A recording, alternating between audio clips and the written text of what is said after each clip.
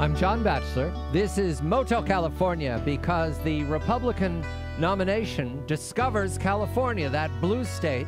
Carla Marinucci of the San Francisco Chronicle, a political chronicler watching the comings and goings in the Golden State, joins us. Carla, very good evening to you. Mitt Romney, Rick Perry, and John Huntsman, all in California. Now, are they converting to the Democratic Party? Is that why they're there?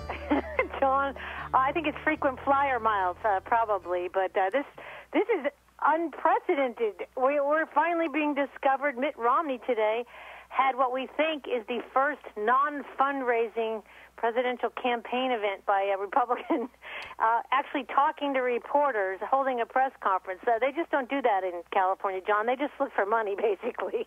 Mitt Romney goes to North Hollywood as opposed to South Hollywood or West Hollywood. He goes to North Hollywood to a mall and walks and talks, and then there's a counter demo. I guess he knew he was in Los Angeles, did he?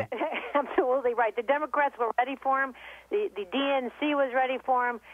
They had counter demonstrations. They had Los Angeles Mayor Antonio Villaraigosa on the phone with reporters saying, how does Romney have the gall to come out to California and talk about jobs when he laid off people at Bain, when he had a terrible record as governor of Massachusetts? They've got the guns out for him already in California. And Romney, of course, has done very well in fundraising here. And one of his chief financial directors is Meg Whitman, the billionaire who ran for governor here against Jerry Brown last time around. So he's got a lot of California connections and a lot of California people on his staff. The remarks by the mayor of Los Angeles have the merit of being true, Carla. That's an unusual fact when you're doing counter-campaigning. Bain does have a lot to answer for, and what a leveraged buyout does, of course, and the record of Mr. Romney is not attractive if he's going to tell it in 60-second YouTube bites about creating jobs. But finding money, Orange County, is that still, that's an old cliche. Republicans go to Orange County. Is that still true? It still is true to some extent, but the Latino population growing very quickly there has a very big influence, and Democrats have been successful there. That's where Loretta Sanchez is from. A lot of congressional representation there.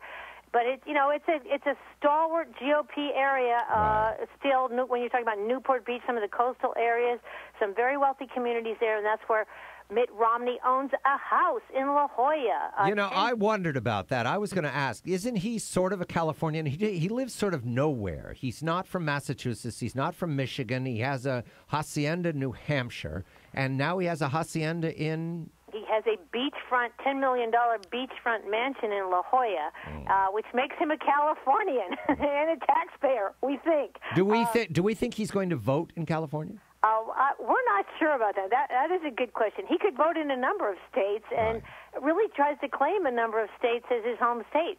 And now, certainly in California, he's doing that. So it's going to be very interesting to see how his campaign unfolds. But this was really the first time he's done a public event, despite being a homeowner and a resident here. We don't see him that much in California. He's spending an awful lot of time back east, as you know. Mitt Romney, native son, Californian. Rick Perry was also there to pick up checks or meet with checks. Rick Perry is definitely not a Californian.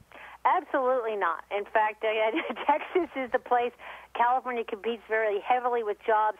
That's Rick Perry's message. I've created jobs. You all haven't in California. Right. He's been here a couple of times, even in the last month, John.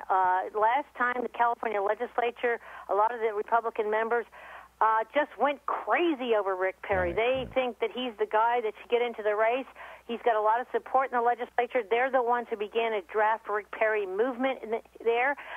So he's out here again in the Central Valley, another Republican stronghold in California, and a place where there's some very big ag people, growers, people have contributed lots of money to the GOP. He's clearly wooing them and checking out their checkbooks while he's out here. Right. He emerged in the Republican Party in 1990, I believe, when he became ag secretary in Texas. Now, John Huntsman was also at the Hoover Institution reading books, of course. He's a very thoughtful Republican candidate.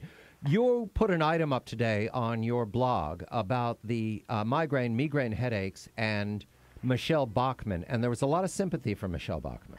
Yeah, that's right. I mean, the question is, and particularly on a lot of women, is it sexist? Is it inappropriate to raise this issue of Michelle Bachmann's incapacitating migraine headaches? It's a condition, let's be honest, that women suffer more than men, and a lot of women either approaching menopause or in menopause. I mean, so this is an area where a lot of media groups really did not want to touch this story, or were reluctant to. Was it fair, after all? Other presidents, John F. Kennedy, FDR, we could go on and on, Abraham Lincoln, suffered debilitating conditions, took medication, in Kennedy's case, hospitalized. So a lot of women are coming forward, even a lot of liberal women out here in San Francisco, I have to say, on our blog, supporting Bachmann in this one and saying... Carla Marinucci of the San Francisco Chronicle, Motel, California. I'm John Batchelor.